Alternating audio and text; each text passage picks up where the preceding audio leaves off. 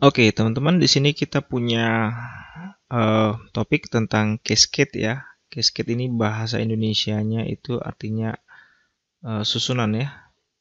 Susunan op amp. Nah, di sini kita buat contoh ya. Tentukan I0 dan V0 pada rangkaian berikut ini. Nah, kalau teman-teman perhatikan di sini kita punya dua op amp ya. Sebut saja op amp A dan op amp B, kemudian dihubungkan seperti begini. Nah, langkah pertama yang harus kita lakukan untuk menyelesaikan permasalahan seperti ini, jadi kita harus buat dulu note ya, dan beberapa identifikasi dari misalkan tegangan dan arusnya. Oh sorry, di sini misalkan ini adalah si I0 ya. Jadi kalau teman-teman boleh bareng-bareng, kalau yang belum bikin rangkaiannya silahkan dibikin dulu. Jadi di sini ada, kita sebut saja misalkan, kita sebut di sini misalkan titik. Di sini adalah titik A. Kemudian di bagian sini ini adalah kita sebut namanya V1 ya. Sorry, di sini ya. Ini adalah V1. Kemudian bagian di sini kita sebut namanya V2 ya. Oke, saya tebalkan dulu. Nah, kemudian ini saya sebut namanya VB ya, tegangan B. Oh ya, satu lagi kurang, ini adalah groundnya.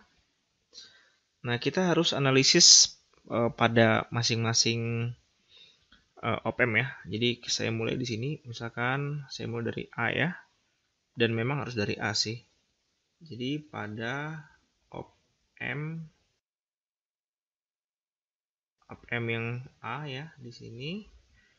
Nah, kita gunakan sifat dari op amp ideal bahwa tegangan pada dua terminal input di sini adalah V1 dan V2 ya. V1 sama dengan V2, ini sama dengan nilainya adalah ini 20 mV. Oke ya. Nah, kemudian kita mau nyari V1 nih. Ya, V1 kita buat dulu karena V1 ada di sini ya. Ini kan VA. VA itu dari sini sampai ke ground yang di sini ya. Ini VA. Sementara V1 cuma dari sini ke sini. Maka kita gunakan apa, teman-teman? Yes, gunakan prinsip pembagi tegangan ya. Pembagi tegangan di sini. Maka V1 itu sama dengan, kita lihat punya yang ini dulu, berarti adalah si 3 kilo ohm ya, per 3 kilo ohm ditambah dengan 12 kilo ohm plus 12 kilo ohm. Nah, ini semua dikalikan dengan VA ya. VA dari sini sampai ke bawah. Oke, ini adalah VA. Jadi kita dapatkan V1-nya adalah 20 mV begitu, sama dengan ini 3 kilo ohm per 3 tambah 12, 15 kilo ohm dikalikan dengan si VA. Nah, berarti ini kita sudah dengan mudah dapatkan si VA ya. VA sama dengan 15 per 3 kali dengan 20 mV ya. Berarti ini kita dapatkan jawabannya adalah 300 bagi 3 berarti 100 ya. 100 mV. Ini adalah si VA-nya. Oke, kita kasih tanda dulu ya. Nah, hijau enak lihatnya. Nah, terus oh iya teman-teman, saya lupa. Jadi kalau kita mau nyari V0, berarti kan kita harus tahu tegangan VA dulu di sini berapa. Ya, di sini berapa. Oleh karena itu makanya kita harus nyari si VA dulu. Nah, sudah dapat si op amp A, sekarang kita cari pada op amp ya, op amp bagian yang B. Ini tadi bagian A. bagian B kita lihat di sini. Ini adalah VA ya, VA. Jadi kita dapat juga sama VA sama dengan VB ya. Ini sifat OPM ideal. Dan nilai VA itu adalah 100 mV.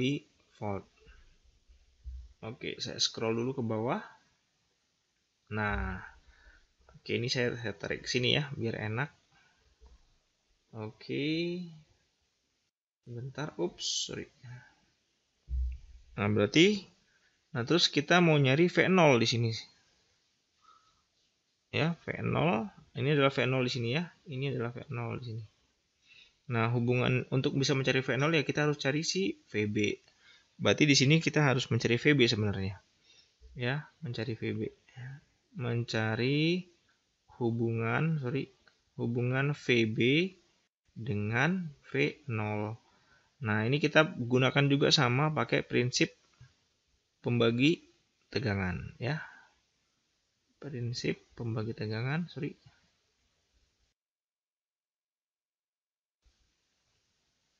tegangan ya, berarti di sini kita dapatkan si VB sama dengan ya sama kayak tadi ya.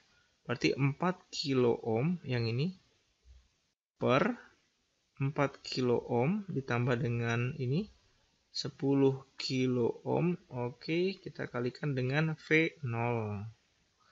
Gitu ya.